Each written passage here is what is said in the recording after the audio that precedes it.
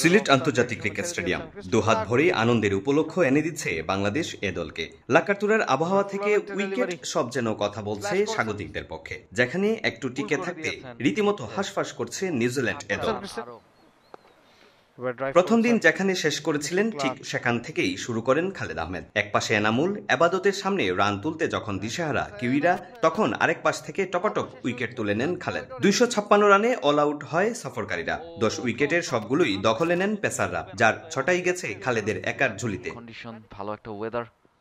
জবাব দিতে নেমে কন্ডিশনের চাপে পড়েন লাল সবুজ ব্যাটাররাও। বেশিক্ষণ টেকেনি স্বাগতিকদের ওপেনিং জুটি। দলীয় 35 রানে ক্লার্কের বলে বোল্ড হয়ে প্যাভিলিয়নে ফিরে যান এনামুল হক বিজয়। ওয়ানডেতে দুর্দান্ত খেললেও সাদা পোশাকে নড়বড়ে ফর্ম থেকে মুক্তি পেলেন না এই ওপেনার। আরেক ওপেনার জাকিরের অবস্থাও একই, তার সংগ্রহ মাত্র 12 রান।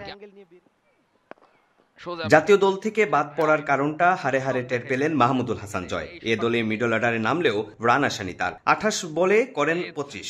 আর জাতীয় লিগ কাঁপানো অমিত হাসানও হাঁটেন সতীর্থদের দেখানো পথেই, তার রান 25। 100 আগেই 4 উইকেট হারিয়ে ধুঁকতে থাকা দলকে কক্ষপথে ফেরান নুরুল হাসান সোহান। রঙিন পোশাকের পর সাদা পোশাকেও দারুণ ব্যাটিং উপহার দেন অধিনায়ক। টি-20 মেজাজে ব্যাটিং করেন তিনি।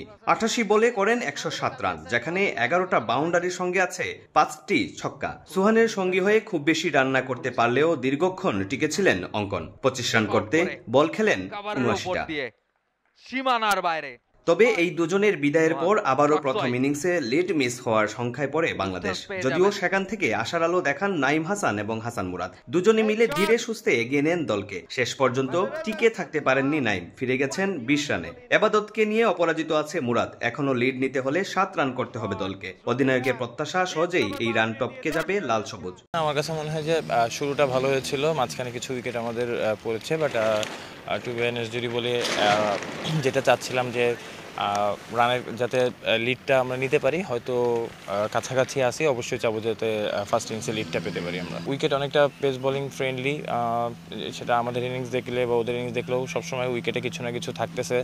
ট্রু উইকেট যেটা বলে, অবভিয়াসলি আমার কাছে মনে হয় যে ওই জায়গা থেকে বলাররা ভালো জায়গায় বল করলে ব্যাটসম্যানদের জন্য রান করাটা ডিফিকাল্ট। তৃতীয় দিনেও আবহাওয়া মেঘলা থাকলে বেশ কঠিন সময় অপেক্ষা করেছে সফরকারী ব্যাটারদের জন্য, কারণ লাকাতুরায় এখন পর্যন্ত পেসারদের জবাব দিতে যে হিমশিম খাচ্ছে দু দলের ব্যাটাররাই।